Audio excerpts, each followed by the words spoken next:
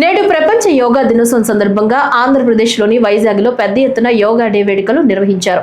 ఈ record breaking yoga day వేడుకలకు భారత ప్రధాని నరేంద్ర మోడీ హాజరయ్యారు. దీంతో ఏపీ ప్రభుత్వం భారీ ఎత్తున ఏర్పాట్లు చేసింది.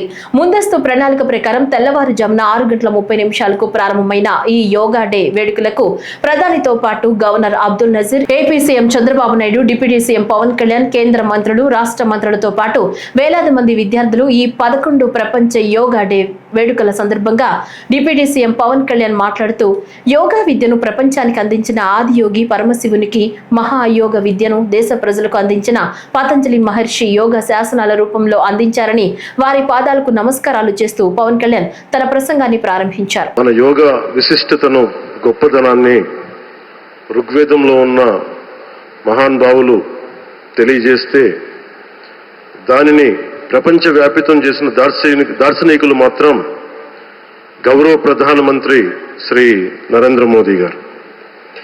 భారతీయ సనాతన ధర్మం తాలూకు విశిష్టతను యోగా ద్వారా విశ్వవ్యాపితం చేసిన ఘనత ఆయన సొంతం. యోగా సాధకులు ఎంతటి దృఢచిత్తాన్ని కలిగి ఉంటారు, ఒత్తిడి జయించి సంకల్ప సాధకులుగా ఎలా నిలబడతారన్న దానికి కూడా మన గౌరవ ప్రధాని శ్రీ మోదీజీ గారు నిలువెత్తు ఉదాహరణ. ప్రపంచ యోగా దినోత్సవం యావత్ భారతవానికి, భారతీయులకి దక్కిన గౌరవం. సరిగ్గా ఒక 2014లో అప్పటి ఐక్యరాజ్య సమితిలో గౌరవ ప్రధానమంత్రి మోదీ గారు ప్రవేశపెట్టినప్పుడు దాదాపు 177 దేశాలు ఈ రెజల్యూషన్కి మద్దతు పలికినాయి. ఇంతమంది మద్దతుని కూడగట్టగలిగి ఈ రోజున మనకి 2015 నుంచి యోగా దినోత్సవం ప్రారంభమైంది. ఈ రోజున గౌరవ ప్రధానమంత్రి మోదీజీ గారి పిలుపు మేరకు మనం మొదట విశాఖ 11వ యోగా దినోత్సవ సంబరాలకు వేదిక అయింది. శ్రీ మోదీజీ గారి సమక్షంలో గౌరవ ముఖ్యమంత్రి వర్యులు శ్రీ చంద్రబాబు నాయుడు గారి కృషితో ప్రపంచ రికార్డుకు వేదికగా నిలిచింది.